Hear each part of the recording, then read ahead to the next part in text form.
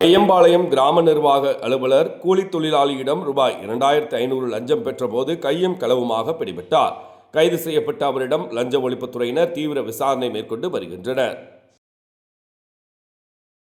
திண்டுக்கல் மாவட்டம் ஆத்தூர் தாலுகா ஐயம்பாளையம் கிராம நிர்வாக அலுவலராக கடந்த ஓராண்டுகளாக பணியாற்றி வருபவர் நிலக்கோட்டையை அடுத்த பள்ளப்பட்டியைச் சேர்ந்த ரமேஷ், வயது 47. இவர் ஐயம்பாளையத்தைச் சேர்ந்த விவசாய கூலி தொழிலாளி கார்த்திகேயனிடம் தனது நிலத்தை சர்வே செய்து பெயர் மாற்றத்துடன் பட்டா கேட்டு விண்ணப்பித்திருந்ததாக கூறப்படுகிறது. இந்நிலையில் அவரிடம் லஞ்சம் ரூபாய் 3000 கேட்டு 3 முறை அவரது விண்ணப்பத்தை கிராம நிர்வாக அலுவலர் ரமேஷ் தள்ளுபடி செய்ததாக கூறப்படுகிறது. பின்னர் ரூபாய் 2500 லஞ்சம் கொடுப்பதாக கூலி தொழிலாளி கார்த்திகேயன் தெரிவித்துள்ளார். இந்நிலையில் இதுகுறித்து கூலி தொழிலாளி கார்த்திகேயன் திண்டுக்கல் லஞ்ச ஒழிப்புத்துறையிடம் புகார் செய்தார்.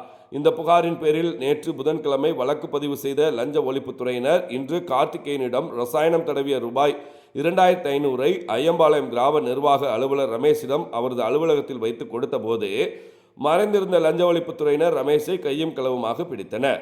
பின்னர் திண்டுக்கல் லஞ்ச ஒழிப்புத்துறை துணை கண்காணிப்பாளர் டிஎஸ்பி நாகராஜன் தலைமையில் ஆய்வாளர் ரூபா, கீதாராணி உள்ளிட்ட 6 பேர் கொண்ட லஞ்ச ஒழிப்புத்துறையினர் கிராம நிர்வாக அலுவலர் ரமேஷிடம் ரூபாய் 2500 பறிமுதல் செய்து அவரிடம் தீவிர விசாரணை நடத்தி வருகின்றனர்.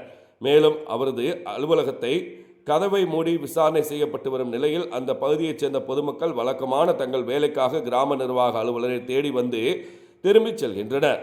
ஆத்தூர் தாலுகா ஐயம்பாளையம் கிராம நிர்வாக அலுவலர் லஞ்ச ஒழிப்புத்துறையினரால் கைது செய்யப்பட்ட சம்பவம் இந்த பகுதியில் பரபரப்பை ஏற்படுத்தியுள்ளது. வியாழக்கிழமை மதியம் 3 மணி அளவில் கிடைக்கப்பெற்ற தகவல்.